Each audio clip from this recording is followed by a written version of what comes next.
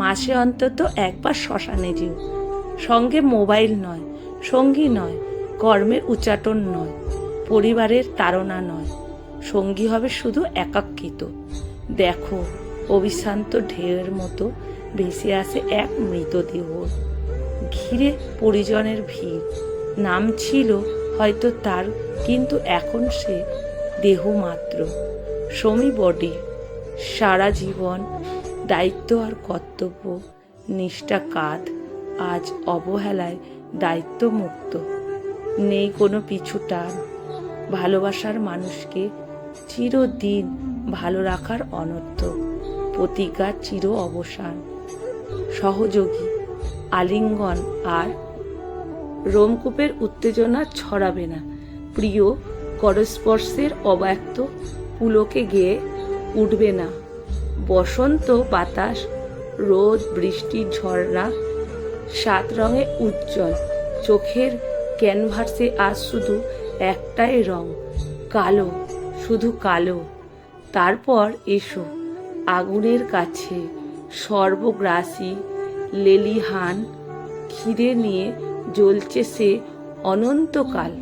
তার কাছে পাপ নেই, পুণ্য নেই, নেই বাল্মীকি রত্নাকরের বিচার।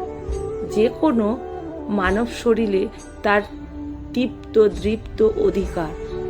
পরিবারের তারায় দ্রুত চুল্লি গহরে প্রবেশের সঙ্গে সঙ্গে মুছে যাবে তোমার কৃতিত্বের আস্ফলন। লালসার উদ্গ্র, ইঁদুরের দৌড়, প্রেমের মাধুর্য, অপমানের অশ্রুপাত, সন্তানের জন্য দুশ্চিন্তা, প্রতিজ্ঞার লৌহ মুষ্টি, অ্যান্টি এজিং কসরত, ঝিলমিলিয়ে সম্মোহন, যাবতীয় পুতুল খেলা, অবশেষে জল, নদীর প্রবাহে প্লাবনে ভেসে যাবে অবশেষ। নাভি মূল, এভাবেই সমুদ্রে চলে যেতে হবে। জানলে ভাসবে কি ঔদত্তের পানসিখানি, গায়ে মাখবে কি জীবনের ঝড় ঝঞ্ঝা।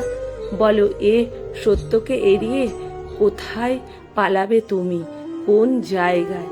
তাই নিজের অন্তিম সত্য বুঝতে মাসে অন্তত একবার শ্মশানে যেও। নির্ভার, একাকিত্ব, একা। লেখা সংগৃহীত, পাঠে অনিতা ভট্টাচার্য। ভিডিওটা যদি ভালো লাগে বন্ধুরা প্রচুর শেয়ার করবেন। আমার ভালোবাসা, প্রণাম আপনাদের জন্য রইল।